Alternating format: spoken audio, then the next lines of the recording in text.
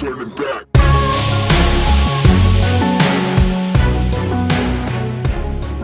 Welcome to the Last Boy Scouts podcast. We're back. We are in year 3, Year 3. 2025, Tyler. Yep. Wow. I know. It's been a couple weeks since we've got together and chatted. It has been. We've seen Been a each long- other. Yeah. We had an amazing Christmas. I just have to say, I had an amazing Christmas did. Eve at your house. Oh, dude. So much fun. It was good. The food was amazing. Yeah, I'm really Misty grateful did- to. Dude. Yeah. She does such a good job with that. She did an amazing job. She has perfected that talent of being able to cook like that all Yeah. day and make sure that the food is done and prepared Yeah. in sequential order and then at the right time. Yeah. Like everything comes out at the oven at the right Oh. time. Everything is ready to go. It's a spread. It's a spread. It's no joke, dude. But it was literally, I'm still dreaming about how delicious it was. Gosh, it was good. So good. So thank you. Yeah, we that was a good time, huh? Holidays Yeah. were good. Yeah, I mean, pretty laid back, right? I didn't have the kids, so they showed up Christmas Day and hung out. We started an incredible puzzle called Odd Pieces, and it's like the puzzle doesn't match the box, Oh, what? and then like there's a story with it, and it tells the story, and then there's like inside the puzzle there's like a secret message. Okay. And so it was a lot of fun, and we That's spent cool. like we cranked on it for 3 days, 1,000 pieces. No way. I bought one for my nephews. I haven't heard if they've started it, but Nick was a puzzle. He was kind of the puzzle pusher there, so they might not have. They may need some. That's some- cool. Yeah. Yeah, there's like it's funny when you take a break, and like we didn't take a break last year, and everything kind of felt rushed. We were always like, you're like, man, it's the holidays. Do we have time? And you're like, Yeah. you feel rushed. So we actually took a break. We had planned to take a break of like, okay, we're gonna take this break off and then start at the new year, right at the new year, and be back into our groove of Back in the groove. of every other week of podcasting. Yeah. We had talked about podcasting multiple episodes in one night. We were we were brainstorming that, and then it was like let's take a break and then come back together. And Yeah. And we'll get enjoy there. I the think we'll time. get there. I think we'll find our flow for this year. And I think that we have big things now that we've got some things perfected. We've got the equipment perfected. Sure. I think we haven't shot outdoor yet. We have that whole outdoor Yeah, remote setup perfected. So I have big expectations. yeah, for sure. But I did. New Year's was a little bit more of a blow. I think I opened my letter to myself and I was just like, Tyler, what did you do? Wow. What did you do? Yeah. So going backwards, you told me about this, like write a letter to yourself of what you'd like to see in a year when you open that letter, look back over the year and remember these goals, these expectations, these ideas that you were going to do, and what, a letter to yourself, a letter to Danny, a letter to Tyler. I did it with my family. You did it with your family. Yeah. And then you open that letter New Year's Eve or New Year's Day. Because we wrote them, because I didn't have the kids on New Year's last year, we wrote them a few days later. We opened them New Year's Eve. Okay. Just because it had been like, we just wanted to read, and I wanted New Year's Day for them to like be able to sleep on it and write a new letter to themselves. And, do you mind sharing exactly? Do you remember what you wrote? I just put it back. I actually just stuffed it in my journal. I had a lot, like I am a very ambitious person, I think. Okay. I did write like my theme for 2024 was strength, ambition, and persistence. I think I did a really good job, all things considered. I think I just have big old eyes. Yeah. And I had big plans for Vessi. I had big plans for work. I did great at work. I crushed my work goal, crushed, some other goals, but there was some other areas where I was just kind of sitting and I was I spent the time purposefully kind of in some silence, right? To just kind of redefine what does that holiday period mean for me? So we go into the festivities of Christmas and then we kind of go into the reflection of the new year. And I just was thinking like, I am not really where I want to be in life. I'm not really, and I started comparing myself to myself, like what I wanted. And I have big plans. I want to build a house. I know exactly the lot I want to buy. I know exactly the type of house I want to build. And here I am renting in a place where I'm like, I'm not particularly thrilled. Mm-hmm. My neighbors threw a Christmas Eve party, puked everywhere. And I'm like, I can't do this like communal living. Yeah. This has been a lovely place to be given all the chaos that happened last year, but I'm like, I'm not nowhere near close on that goal. Where you had written to yourself of what you wanted to be. Yeah. Did you feel like you had failed? I don't know that I feel like I failed, but I definitely felt like really melancholy. Like I really was like, did I not give this goal enough? Did I stay too much in survival this year? Okay. And did I not give the goal enough attention? And in a lot of ways, I was feeling really hard on myself that I just kind of stuck myself in survival mode. I had a lot of unexpected expenses, with helping, Nick's family, and a bunch of extra travel that I hadn't planned. And just, I don't want to blame the economy. I don't want to blame anybody but, myself. But like, I thought, taking this corporate job, I would be in a little bit better position that I was in. And it looks like, man, I'm not destitute, but I'm definitely not like, I'm not putting away the bucks like I want to put them away. So, did you notice, did you have the idea of writing a letter to yourself? Did you have illusions of grandeur? Did you have like ideas of like, when you looked at it, did you go, man, where was I at when I was thinking this? Yeah. Were you in this like really happy place of like stoke? Yeah. And like, man, you are trending up, right? And you're not like, you're improving. And all you see is this upward trend, but you forget that there's always a pullback. Yeah. Right? Yeah. Did you account for the pullback? I had a huge amount of momentum for Vessi at the end of 2023. For sure. We had a ton going on in that realm. And whether I like it or not, like Nick's situation, definitely put that particular project on the back burner. Mm-hmm. And I didn't really learn what I wanted to learn last year, which was how to raise money for an enterprise of that nature. Mm-hmm. I mean, I want to know how my handsome ass great grandfather sailed it, across from wherever he came from to this country and was able to build whatever he built, because you hear those stories all the time. Right. The money is out there for the right idea. And I truly believe it. I truly believe that it is. So I then start internalizing. I start personalizing.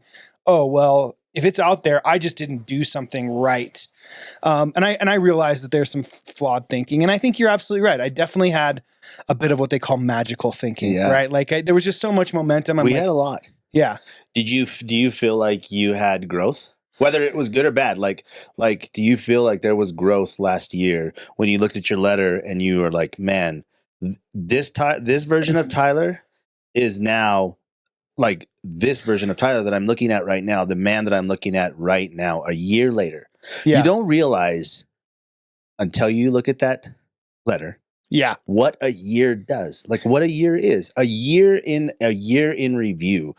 You can't a year in review, that's 12 months. But when you look at that letter, you know where you were at in that moment. And now is there like growth? Is there a new Tyler? Yeah, I think absolutely. I think it took me a day or two to just kind of chat with some people and just to kind of reframe what I had wanted and to realize, like, you know what, Tyler, you didn't really do that bad. And even that's what I say to myself in the letter. I go, but the last line I wrote in the letter was like, even if none of this happens, Tyler, I'm still proud of you. You still have made incredible progress. And so like, it just took me a minute because like the initial shock of like, oh, and then there's kind of just some of the processing of like, what really happened? What do I need to do? Happened? Yeah. Where do I want to go? And that I think that's all good. I think it helped me write my 2025 letter with a little bit, you take some different eyes, right? Yeah. You take some of the starry eyes out of it and you're like, some more realistic expectations and goals of ideas. Did the kids read, did you read yours out loud? Or did you read it internally? I just read it to myself. Oh, I cool. don't know what Ben said. I do know what my two daughters wrote, and I'm really proud of what they wrote. A little heartbroken by some of the stuff that was written in one of my daughter's letters. But I mean, I think it's interesting to just kind of see into her world. I don't know if she knows that I read it. I'm sorry. Bryn definitely read to me her letter. Oh, very cool. And I'm super proud of her. She got straight A's. She's on the dean's list. 4.0. So good. Right? So sick. Yeah. Yeah. And like the poor girl, she's really hard on herself. And I see a lot of myself in that in her. Yeah. Because even she's called me now like this semester. She's like, Dad, this is so hard. But she's at the point in her college career where like she's a short timer, right? She's got all of her classes. You better have done what you needed to in college because your time's up. Yeah. And which is sad because she's so young. Like she's so young, but she's very studious. She's very good. And like, I don't worry about her. I worry that she's really hard on herself like me. But at the same time, I'm like, she texted me today and was like, this is too hard. And I'm like, we've got to reframe this. We've just got to reframe this. Did you notice when you were about to open your letter, did you remember anything that was in that letter? Anything besides the fact that you had written strength, ambition, persistence. Did you know anything that was in that letter? I didn't really remember a lot what was in the letter.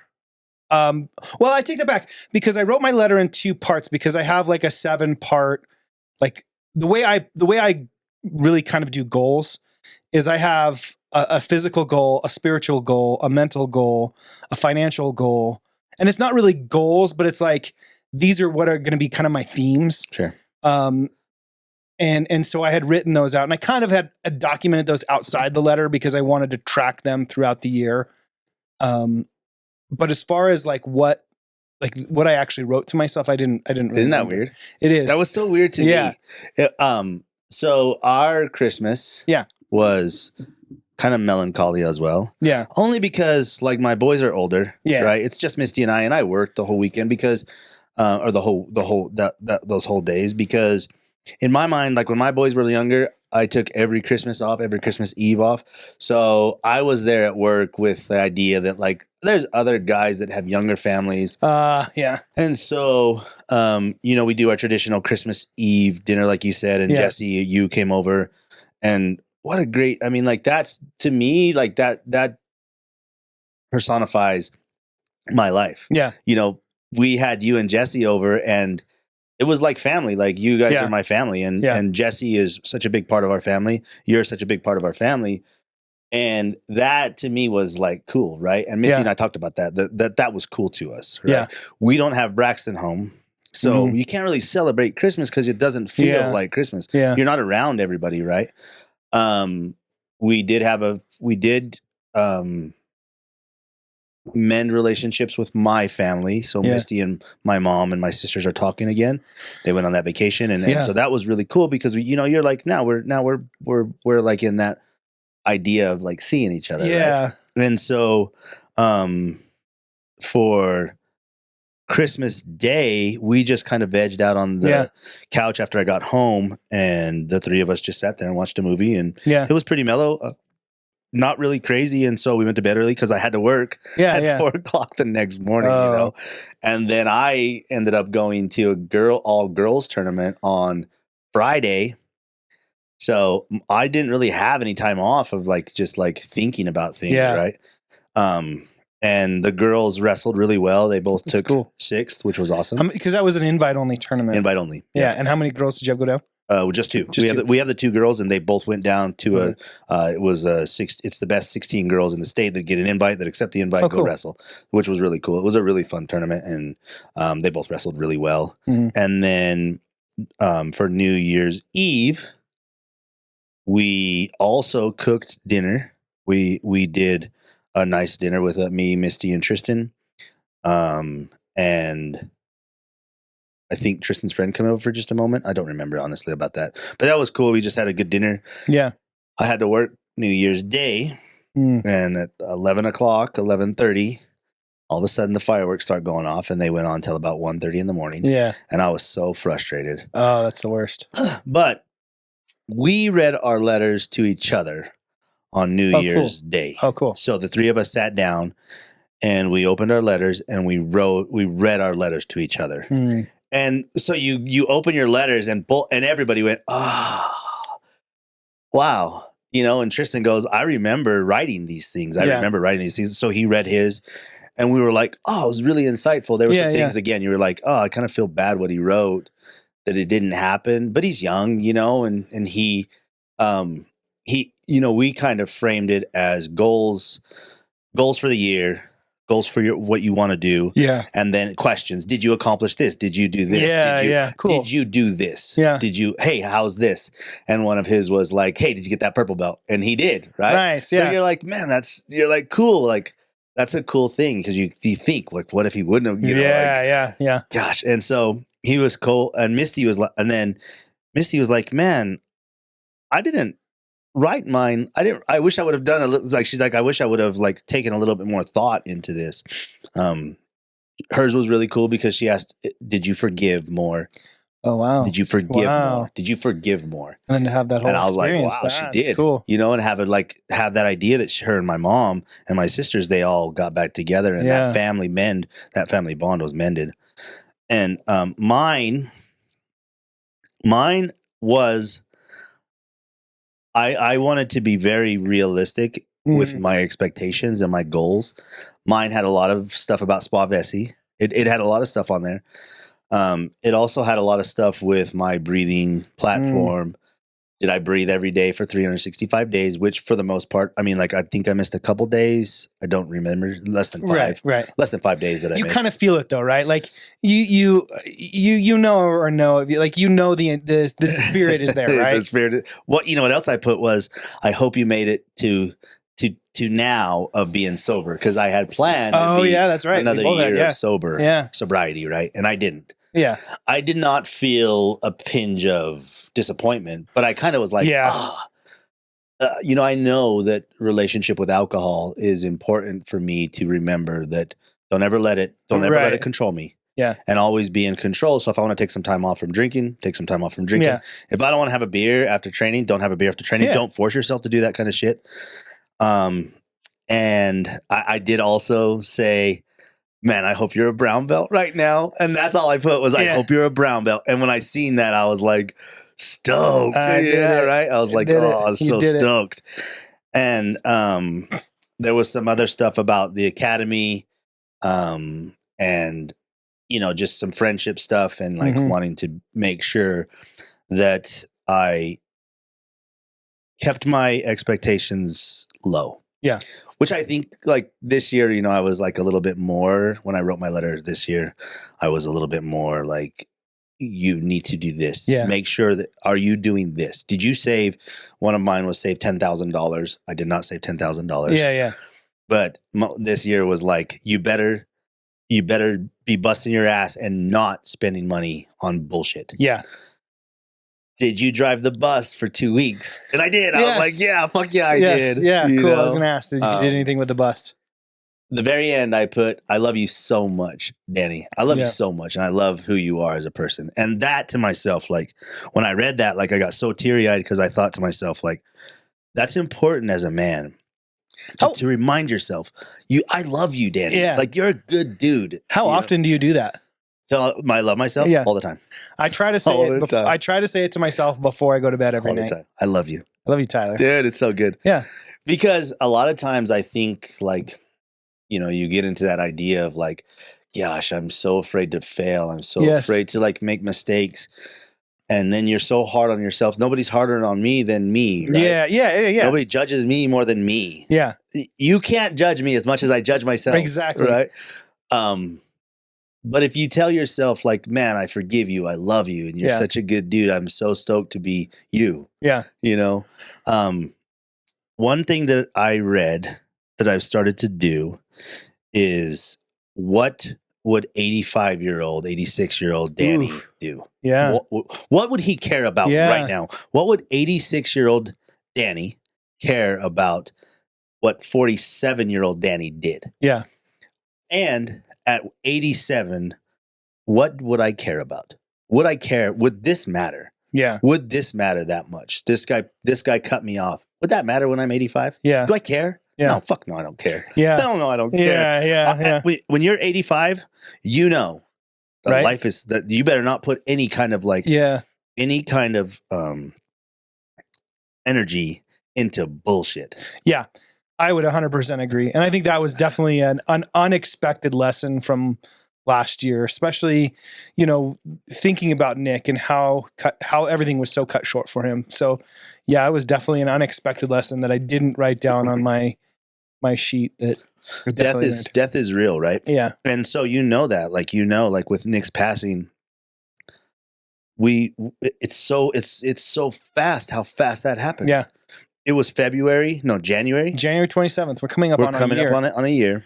And it's the first of the year. You still have 11 months. Yep. Yeah. 11 months to go. Yeah. A lot happens. Yeah. A lot does happen.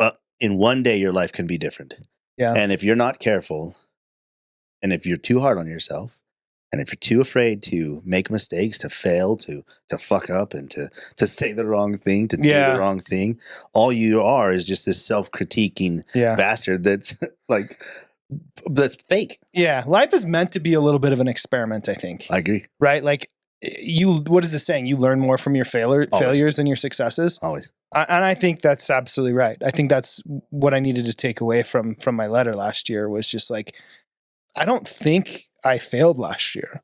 Yeah, I didn't hit some of the things that I was really hoping would hit, but that doesn't mean that opportunity's lost. Mm-hmm. It just means you got to retool, you got to rebreathe, you got to refigure it out, refactor it, and determine like what is it? How do we get there? And that progress is a little bit more incremental. I said I'd have 3 stripes. I didn't get 3 stripes, but I also didn't make the 3 classes a week that I had also put down. Right. I did pretty good, probably two times a week. But I didn't train as hard as I've trained in the past. Right. And that's on me. Right. Like, and I can own that and I can say, yeah, I can do better. That's something I can do better this next year. Mm-hmm. And so treating myself a little bit more grace and just kind of. You have to. Yeah. And then having goals is never a problem. Having goals is never a problem, but also seeing that failing is not fatal. No. It's not fatal. No. The only time that it's fatal is when you actually quit. Yes. If you actually quit. Yeah. Mike and I were talking about it today of like, for me, I have no end. I don't see like an end. Yeah. Right. Of something. I don't see an end. I don't see an end of this. I see like always new beginnings, fresh new ideas, fresh new faces, fresh new looks of how to see things. Yeah. Today I was letting people, I was trying to figure out a way to get you to mount and then me go from there. Right. So sometimes it took almost a couple of like minute and a half to convince people to go to mount. Cause I think they were like, this is a trap, but I would be like, lazily try to get myself into a position where I was like, okay, as soon as they mount me, go. Yeah. And try to figure something out. Right. Yeah. But there was a couple rounds where they like people wouldn't even come to mount because I was thinking they're so thinking too much of like that I have a plan. Yeah. Well, and for the better part, you probably, you did have a plan. And so I think about that in life. Like always have a plan. Just have a plan. Just have a plan. Have an exit plan. Have an exit strategy. If I'm not comfortable. Yeah. I have committed to work 100 days, like no breaks. That was a good podcast. You sent me the Alex Hormozi podcast. He does one at the end of the year, and I got on the rowing machine and I started listening to it. And I'm like, this is great. Just work. Yeah. It doesn't have to be like focused on one thing, but just no days off. Yeah. No days off. I'm focused on, really, really, really thinking before I spend money. Really thinking before I spend money. I am going on vacation because I can't, and it'll be in that 100 days, but I'm like, I'll do some work maybe, but I'm going to Mexico. Well, define the work. Maybe the work is working on your relationship down there in Mexico, or working on, you know what I mean? Like what is work? What is it? Yeah, it can be multifaceted. Yep. It doesn't have to be necessarily the thing that makes you money. Do you remember any goals that you've set for this first quarter? Do you have any goals that you've set for the first quarter? I'm coming up on a year on my lease, and my goal is to figure out what do I do next. I know it's kind of silly. Like I said, I don't love where I'm at. It's convenient. It works for my kids, but like after being here for a year, having the community fill up a little bit more, it's not really what I feel like I need or what I want. So I'm back on the grind. I've got my nose back to the grindstone as to whether or not I'm going to make a big decision. Part of me is thinking that perhaps I figure out how to move in with my dad, or to just save some money for like 6 months. I really want to build a home, a true home base for myself. I don't want to rent anymore. What do you see that as like your own house with just you, like and then being able to have the kids there every other week? Yeah. I would love, and perhaps my goal of building a house like is kind of grandiose. Perhaps I'll refactor that and say, hey, maybe I find something. Real estate up here and the market is so crazy. Mm-hmm. It's so crazy. Nothing is affordable. Nothing is affordable up here. And I think that's part of my, like, I kind of have a nose for real estate. I've been in licensed real estate agent in 2 states. I've been a broker in 2 states. Like, it's always been a hobby of mine. I've never really been able to figure out how to make it a full-time gig for me, but every real estate deal I've ever done, I've made money on. And so for me, like, even as though it's a hobby, it's like, I know I'm pissing away money in rent. I know I'm pissing away money in rent. And so I just have to figure out how do I get back into the game? Because to me, you look at like the old lords of like in the days, they were landowners. They owned land, and that's still like very much the American dream. And I'll be the devil's advocate. Do you see the ability to just pack up and go and not be tied to a place as opportunistic or as like beneficial? Because I own my house. Yeah. I live in my house. Yeah. It's a beautiful house. It's a beautiful house. But I sometimes feel locked to it. Yeah. I feel like if I don't sell at the right time, or if should I rent it out? Man, maybe I'm too attached to this thing to rent it out. Yeah. I don't feel like I could just like do that. I don't think I could be like 6 months, go, hey, I'm going to go somewhere else for 6 months. Having, purchased several homes, having flipped homes, one of the first lessons I learned in real estate, and I wish I had done a better job with this in my own properties, because you're right. When you fall in love with the sticks and the bricks, it starts owning you. Right. And so my dream scenario would be to build something that I could potentially do like 6 months here and either short-term or long-term rent it out for 6 months. And so for me, that's like, I'm looking at particular spaces. Another option for me would be to have my main residence. I really want to build an A-frame. Like, I really want to build an A-frame. I want an A-frame with a view like people want oxygen. You know what I mean? Yeah. So there's kits out there. Like, I've done my research. There's kits out there. You can build them fairly inexpensively. But if I could find a lot where I could put up an A-frame with a view and a yurt that I could Airbnb every night, I would Airbnb my yurt, and then I would travel, and just leave my full-time residence somewhat, Which is actually like another part of that whole thing, because my job is structured, right? Yeah. My job is structured. I can't work from home. Yeah. I drive to my work. Yep. I work, drive home. Yeah. Right. And so that idea of being able to get up and go is not realistic for me. Yeah. You know what I mean? Oh yeah. But I also still sometimes wonder, like, should I just rent something? And then I'm not like married to it. Yeah. Then I'm not stuck there, But my wife is like, no, my house is beautiful. Look at our house. Look what we did. Look what we have. Look at our house. Why would we give this up? And I'm thinking, well, I feel like sometimes I'm stuck to it. I feel like I'm married to my house. Yeah. And so that idea of just, hey, my lease is up, I can go. It's kind of, it's mesmerizing to me. Yeah. It's almost enticing to me. Yeah. I think probably pre-Tyler was probably the same way. I remember in my last house when I was married, like, I was building what I thought was an investment, something we would fix up and flip. And my partner at the time was like, no, that was her domicile. That was her castle. Yeah. And I get that. I have no desire to have like a yard. I don't want to mow a lawn. I know. I have no desire to mow a lawn. I haven't picked up my dog's poop in months. And all I think about when they go out there is like, oh my God, it's going to be miserable out there. Yeah. Yeah. It's going to be a nightmare out there. I have no desire to mow a lawn. No. And so So I've had to change kind of like what my feelings are. Now that's not to say that couldn't change. Like there's some things that that are popping up. Like, I don't know, this is my first time in a townhome, like in a row home. I don't know that I love it, but could I do it? I potentially could do it if the deal was right and I could just turn around and rent it out. Like get to a point where I've paid it down enough where I can then leverage it and move on to something else. So, step my way up to that A-frame.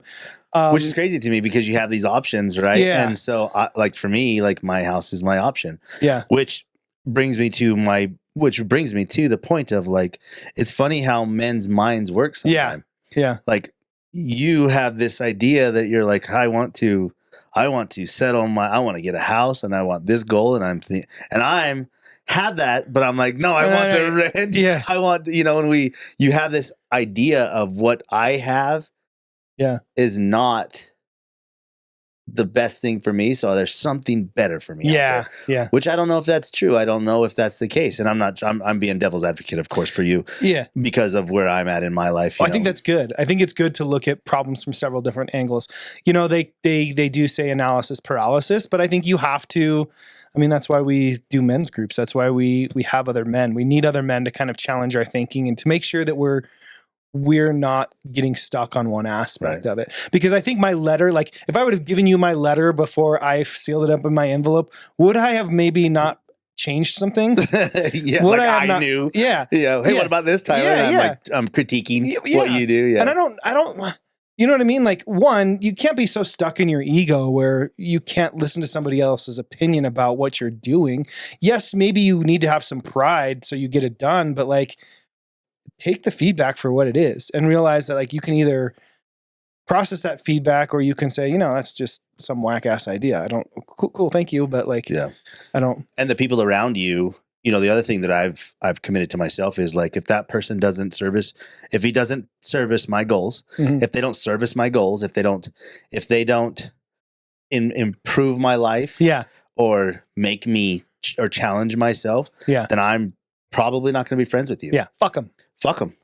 Yeah, I don't want to be friends with you. Yeah, and it's not that I'm going to be nice. I'm not going to like be a dick to you. Right. But I'm probably not going to take my time. And like, and find out what makes you tick. I've been that person. Yeah. Where I wanted to know everything about you, and I'm cool. I want you to think that I'm this nice guy and cool and all of that. Yeah. And now I'm like, I've done that. But what I want is to be surrounded by men who challenge me. Yes. Men who are way better than me. Yeah. Men who I can bring up. Yep. And guys that I can chase. Yes. Right. And be like, man, I want that. I want that. Yeah. And how did you get there? Yes. And what can I do to get there? Yeah. And then my friends, like, surround yourself with the 5 best dudes. Yes. And let's go take over the world. Figure out how to do it. Yeah. No, I think that's super ambitious. I think that's the right way to think about it. I think about the many years I kind of wore that nice guy mask, right? Like, I don't know if you remember, Jerry Seinfeld does this whole thing about wearing a mask as a kid when he goes trick-or-treating, and like, it's got that cheap little plastic spring, and it's like cutting into yours. That's what it starts to feel like when you wear that nice guy mask and you're just constantly pandering to, other people to get them to like you. Like, no, fuck them. You need to stand on your own as a man. And you don't necessarily need to adopt other people. You need to build your tribe, like we've talked about millions of times, and you need to determine, like, where do you stand? What do you stand for? What are your values? Because if you have good values, yes, I don't have to convince myself to like you. Right. I just have to make sure that my values and your values are somewhat aligned. Right. So that we don't bicker and judge each other about our values. Yeah. Right. Because there are values. There are people that have different values than me. Yes. I love my wife. Mm-hmm. I will do anything for my wife. I will do anything for my wife. And if it comes with like, hey, let's go out drinking or hang out with Misty, I'm going to hang out with Misty. Yeah. And there's are people that may not have that same, like, where they're like, man, I want to go do something different. No, then maybe we're not friends. we shouldn't be hanging out because you're going to make me do things that I don't want to do. You want to surround yourself by people that lift you up. If your group is bringing you down, like you need to have a serious come to Jesus conversation with yourself. Yeah. If you're out partying, getting into bar fights, doing stupid shit, chasing girls. There's a place and time for that, I think, but you've got to eventually grow up, right? Like that's part of your learning and maturing process. And it may be who you are. Right. That's just not who I am. Right. You know, and I don't need to hang out with you. Yeah.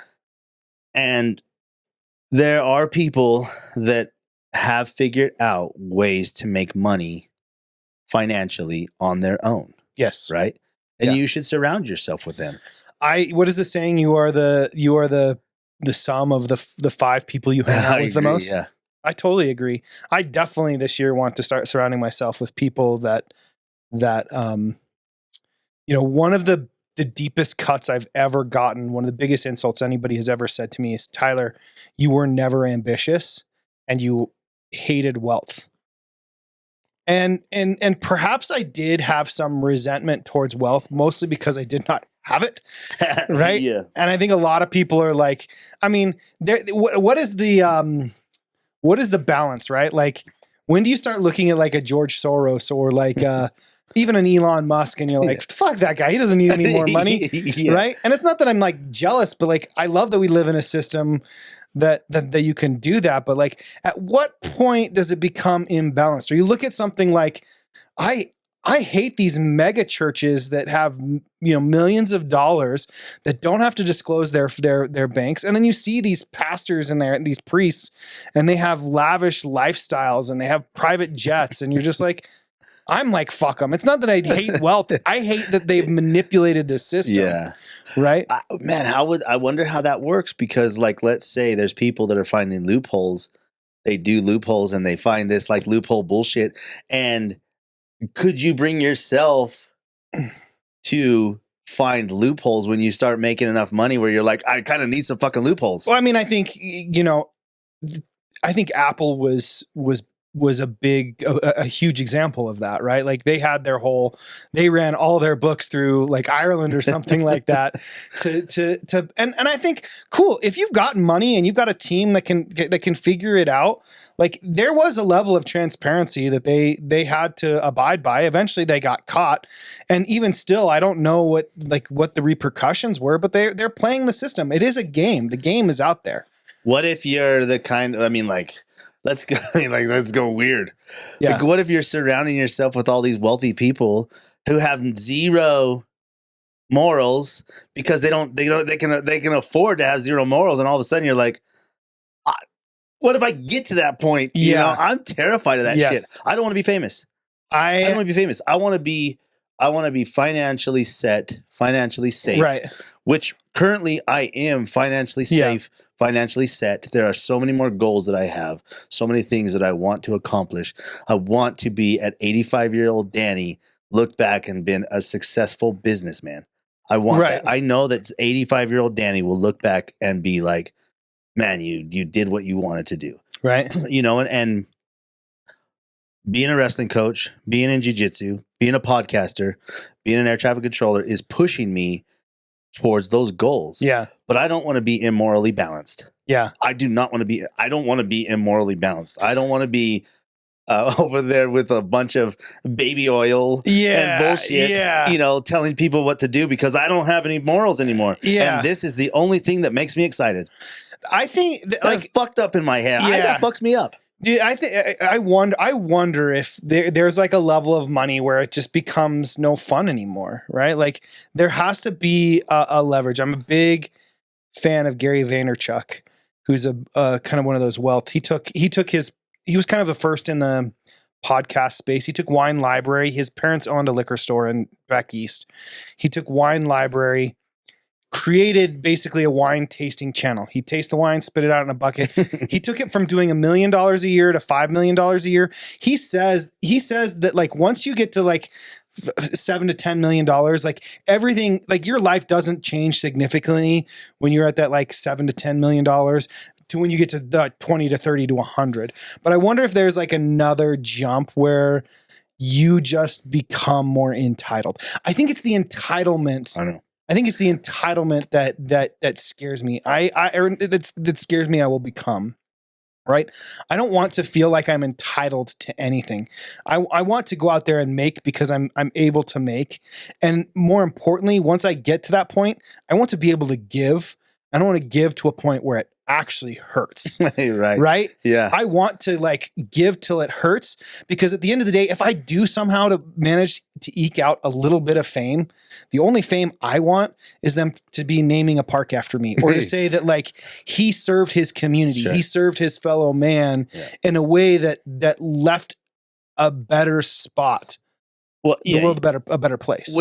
With money comes fame. Right. You know, people will be envious. Right. There is jealousy. Yes. Yeah. Yes. I see people who are successful businessmen, and I have that tinge of jealousy. Right. I see people that own their own business, and I'm like, what's the difference between you and me? What is the difference? Right. Willing to take a risk, able to take a risk. The fact that you took a risk, the fact that you know a little bit more than me, the fact that you put all of your hedge into this situation and I didn't and I haven't, right? There is that is considered jealousy. That is like a little bit of jealousy. I still am stoked. Yeah. I still remind myself to be stoked for you. Right. Because I don't want to be envious. I don't want you to have a black belt and me be like, man, I wish I'd had that black belt and I could kick the shit out of Tyler. Yeah. So I should be a black belt. No. I want to be like, I am so stoked for you that you got your black belt. Yeah. And I was a part of it. Right. Right. And where's that balance come from? That's where I think this year that I'm going to try to figure out is I'm going to try to find out what's the balance. Where does the balance come from? Yeah. I want to be around you. I want, but if you're struggling and I can't help you, I don't want to be around you. Yeah.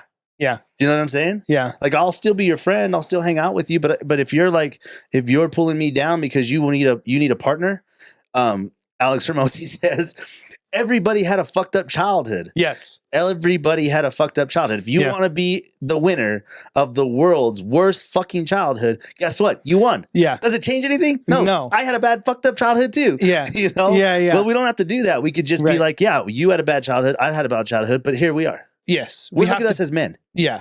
We have to change the stories. You're right. One of my mentors, John Kim, he just suffered an incredible tragedy. I don't know have you heard about the fires in California? I've seen videos of it. Dude, I thought it was AI. Yeah.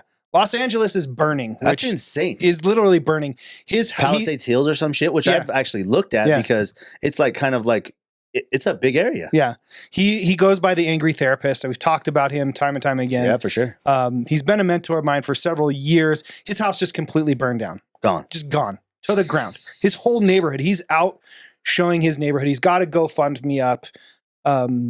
So if you can follow the Angry Therapist and you're into giving, like there's people that have suffered incredible tragedy. Yeah. And I mean, that's what, it just happens. Like it happens overnight. Like it just in an instant can change. You're crazy to think that life is not fucked up. Right. Life is fucked up. Right. You are going to have suffers. You're going to struggle. Right. Right. You are. You definitely are. And I guarantee it, you'll watch somebody like him who has built from a place of authenticity. He will build back stronger. He will build back bigger. He will become back just as strong. And like my heart goes out to him and his family. I can't imagine what it would be like. We've had fires here in Heber that came close to our house, but like how quickly that can just change everything. Yeah. And the complete enormity of it all. Yeah. And you don't realize it, but you probably look at it and go, I'm alive. Yeah. Thank God I'm alive. Thank God my family's alive. We can rebuild. Yeah. We can rebuild. Right. Yeah. And so, that was so important to me this year too. I was so grateful that you showed us that letter thing. And so like grateful to look back on our life because, nothing changed for me, like with my friendships with you and with my family, with my boys, with Misty. My boys are healthy. Misty's healthy. Yeah. We definitely are in grind time right now with wrestling, with work. We have not had a good vacation for a moment. But I think like that's just going to build us stronger. It's going to build our ability to accept this life that we have, that we've built. Yeah. You know, I may be envious of some things, you know, I may be envious of some things. But at the end of the day, like I'm happy with what my life is. I think that my wife and I have the same goal. Like our goal is to build ourselves up and build this like lifestyle and this life that we have. And then when we go on vacation like a motherfucker. Yeah. You know, same team. Yeah. Same team. Yeah. And I mean, it's beautiful how that little saying, like it's not only the times when you're disagreeing, but it's like when you are actually planning and doing life together. Like that's very beautiful. Question. Did you have anything about wrestling in your letter? No. Am I this year or like last year? No. Crazy. Yeah. Crazy. I honestly believed that I was done with wrestling. Yeah. I believed it. When they pulled me back in, you know, I'm trying to teach these parents, trying to teach these kids, trying to teach this coaching staff, like to have standards. You know, one thing that Mike and I talked about today in our academy was I love the standards. I love the standards. You stay for 20 rounds. If you're not staying for 20 rounds, good. But there's a out. There's a way to get out. Yeah. You just don't get out and go. Yeah. Right. The white to blue. Yeah. Yeah. The black belt tests. Yes. The way that you treat Mike, the way that you treat each other. There's a standard in that academy. So in the wrestling room, like I'm trying to create a standard. Yeah. It takes a time. It takes a village of people, right? Yeah. But I now am glad that I'm coaching wrestling. Yeah. You know, it's fun. Yeah. You can see that like the your passion for it. And congratulations, you were just on a radio KPCW, show, KPCW. Yeah, thank you. And a cool article that came out and a cool little. It's cool when people like come and, you know, like they're like, hey, I heard you on KPCW, or like, hey, my friend said they heard you on KPCW, you know, like, then you're like, there is a level of fame, you know, that you make, right? Yeah, I mean, there's nothing wrong with working in your community, right? Like it's your common unity. You live here, right? You want to build it. You want to be a part of it. You want to leave your mark, for sure. Right? Yeah. And I think what you were doing is like, I do miss coaching. I miss having the influence on the young minds. Yeah. Right. They're so fun to be around. They are. Adults suck.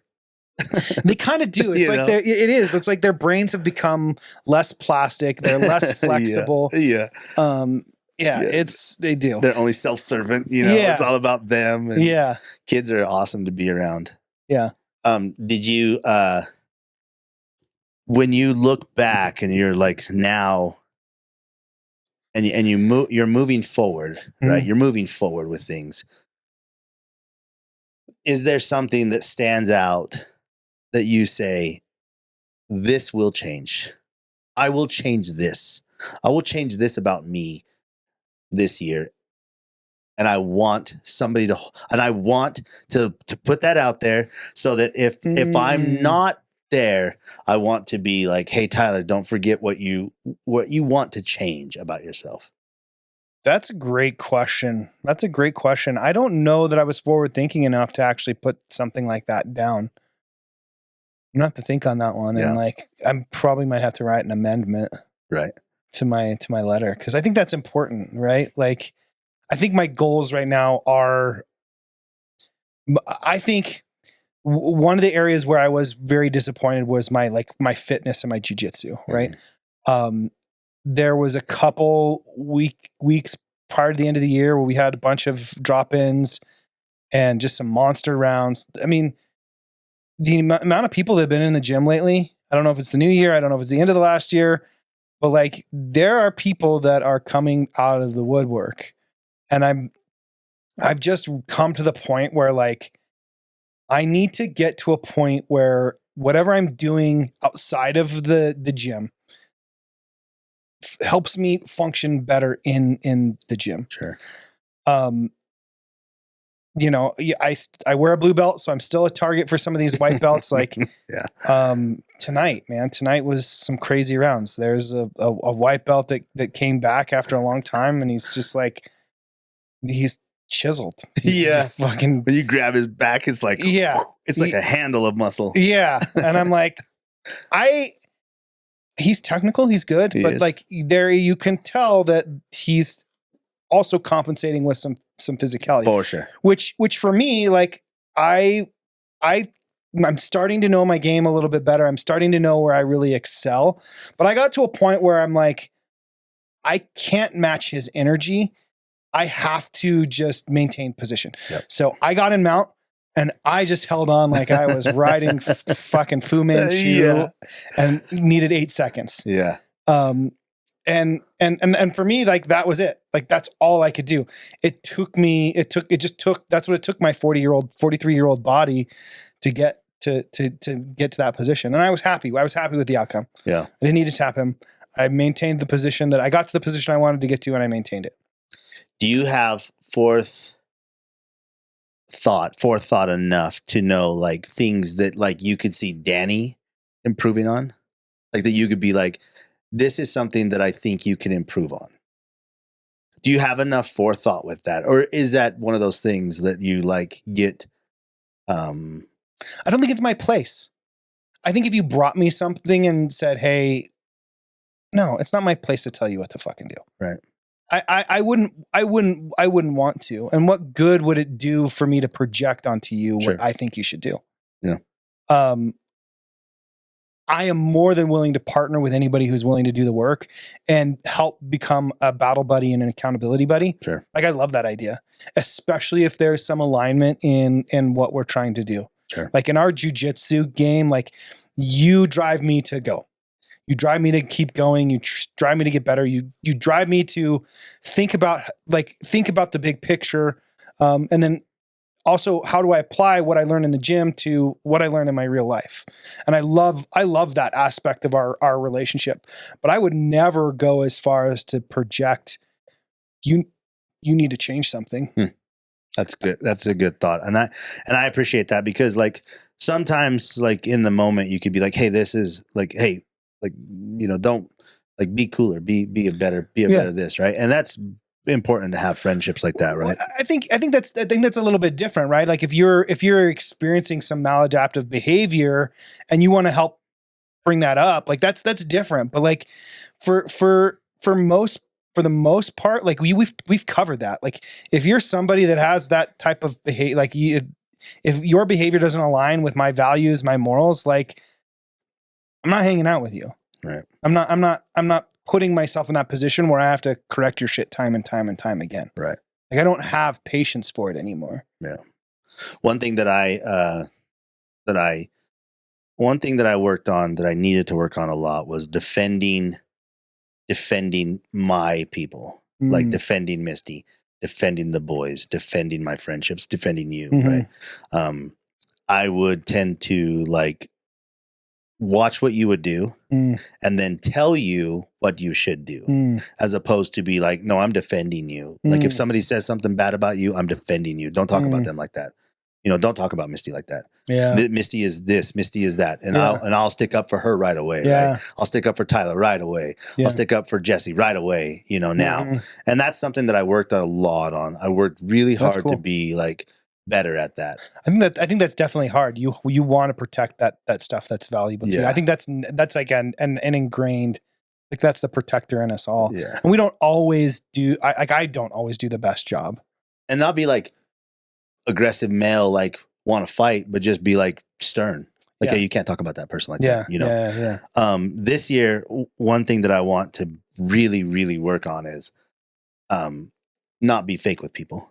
Like if we don't get along, I'm going to be like, hey man, like I'll just kindly remove myself from the situation. But a lot of times I know that I am fake smiling, fake bullshitting with you because I would just rather be nice and kind instead of like walk away from you. But this year, like if it doesn't serve me purpose, if you don't serve me purpose, if I hear of something that I don't like about you, I'm going to kindly remove myself from the situation. I'm not going to be mean to you. I'm not going to be mean to you. Yeah. But I'm going to like disassociate or probably find ways not to hang out or do things with you because I don't want to be around you. Yeah. And that was a goal to myself that I'm really going to try to hold myself to. And if most people know how hard that is for me because I pride myself on being very social, very likable. You are. You are very social. Very likable. I don't think that's necessarily a wrong thing either. Like, you can't be real friends with fake people. I agree. And you are very good at being kind and polite to people and giving them their space. I don't think there's anything wrong with that. And I think that's honorable that you'll say, I'm going to walk away from that bullshit. I'm going to walk away from that bullshit. I'm probably going to make fun of you. Yeah. Whether it's to your face or behind your back, I'm probably going to make fun of you. Yeah. If I think you're fake, if I think you are, that's probably not a good thing for me. I probably should work on doing the opposite, just like walking away. But if I think you're full of shit, I've been in the mindset where I'm telling you you're full of shit. Like, I think you're full of shit. Yeah. And maybe it'd be better for me to just walk away. Yeah, for sure. Well, that was amazing. I'm glad we got to rehash everything. I can't say enough like what Nick's passing did for me. Yeah. And I know that as these episodes come out, like, we'll be closer to the year anniversary, and I'm here for whatever you need. And, you tell your mom, like, I'm here for her and stuff, and it definitely changed. It definitely changed our life. Yeah. And it was so fast it was crazy to me, and it was eye-opening to me how fast it happened. Yeah. And how fast, like, the direction shifted for everything and everybody around. And it's a bummer that that's the thing that changes you. Yeah. And I hope that, like, we live our lives going, does this matter too? Will this matter when we're 85 years old? It's so. What if we don't make it to 85 years old? Yeah. And that's what that's what that taught me. It's so interesting, because I was talking to one of the guys in the gym as we were leaving. He was telling me a very similar story. 35-year-old coworker of his has literally nearly drank himself to death. Dude's sitting on life support right now.